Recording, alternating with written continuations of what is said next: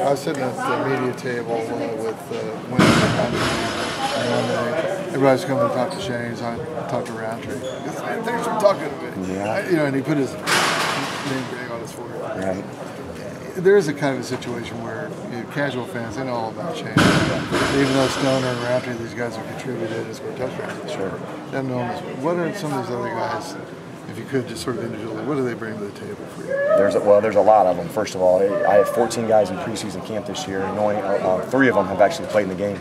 So of those other 11, they're bringing, number one, some competition because they realize that every job's open. But Isaiah Roundtree is bringing some leadership because he has been on the field before. Same with Nick Stoner. Nick's one of our better route runners. He's one of the fastest guys we have on the team. Just has been overshadowed by Cody Latimer, Kofi Hughes, and Shane Wynn the last couple of years. But I certainly expect him to step out and have a great year this year. Okay. What attributes are you looking for in a receiver? Certainly ones that are going to make a key contribution on the whole aspect of it. Yeah, that's a great question. And right now, one, they need to be able to catch the football. And that sounds silly, but even if they know what they're doing, if they can't catch them, they can't play. But so one, they have to be able to catch it in a high pressure situation. But two, we're throwing a lot of new plays and a lot of new formations and schemes at them. So mentally, they have to be able to process information. In our offense, we move pretty fast, so we have to do it in a timely manner. So it's not easy. And then you combine the physical grind of camp. And just today, for the first time, I really thought some of the freshmen hit a wall. Just for the first time, just 5 days, and they're tired. But I'm proud of them. Good characters, good kids, great attitudes. Just have a long way to go. What have you seen from Isaac? Obviously, everyone knows what happens back in the spring. How's the first week out for him? He's been good, and I think really towards the end of the summer, watching some of the runs with the strength coaches, he was making every time. Really went through some very tough workouts and did just fine. So from a conditioning standpoint, we really feel like he's back 100% to normal. And now he's one of those 11 guys who are competing for some playing time. I saw Jason Harris jump into the run once a bit today.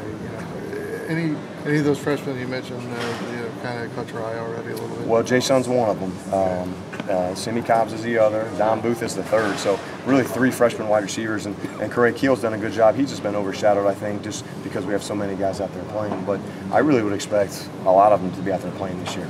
With Harris, I guess it's kind of obvious, but how much of Shane do you see in him already? A ton. He's just a little bit further ahead than where Shane was as a freshman because Jason played that same position in high school. And I've always said this about Shane Wynn. He came in being almost a slot running back in high school, so he had a ton of things to learn about playing receiver, where Jason's a little bit more polished at an early age.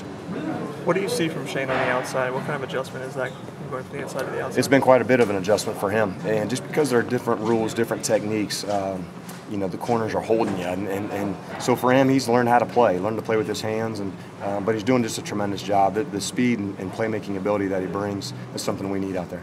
Have you noticed any fallback from Isaac now in terms of what will happen in the spring? Is he totally back? Is he ready to make a contribution if he earns it?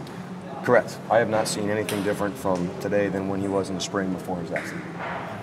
Well, how different is the quarterback position this year with not one guy looking over their shoulder and all of that? I mean, do you notice anything different with Nick? Well, it is different because he's taking more reps. We're not splitting as much time, but quite honestly, he's at a point in 5 days, and he is not at an all Big Ten level right now today. And so for him, we're still putting pressure on him. The worst thing that can happen is he think that he can take his foot off the gas pedal. We need him to play even better now, and so we're still working that timing and some of the kinks out. What's it going to take for the offense to wear the red jersey?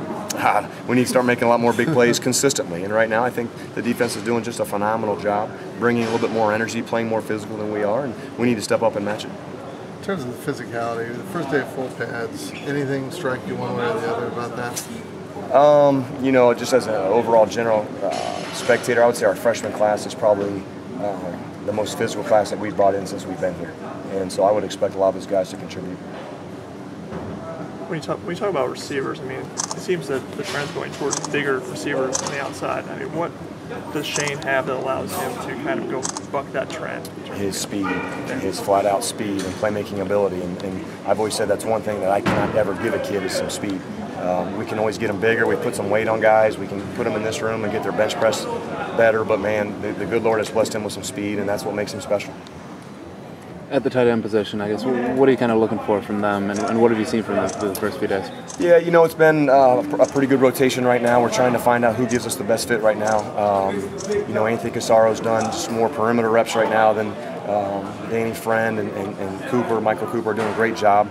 But we still need someone who can exploit a down-the-field presence in the passing game, but then also be physical enough to block at the point of attack. So I don't know that we found our bell cow just yet, but we're still looking. Are you looking for a guy to fill that, or are you guys okay with playing 3-4 guys? Right. Well, we're just like at receiver, we're going to roll guys throughout a game. So, yeah, we need at least 2, if not 3 tight ends to step up. But we for sure need one guy to separate himself. I know it's really early. Is a guy like Fuchs a guy that can stretch the defense vertically? Or He should be able to. Yeah. Based off what we've seen, he has the abilities to stretch the.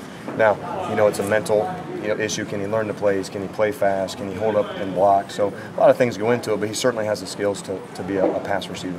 How different is it this year not have, because Ted took, 95%. It seemed like he was always out there. How different is that going to be rotating and kind of trying to feel your way out? That's right. So it's going to be a lot different because there'll be some new faces out there.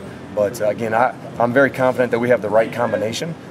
We need to take these next 3 weeks and find out what that combination is. Thanks, man. Appreciate you.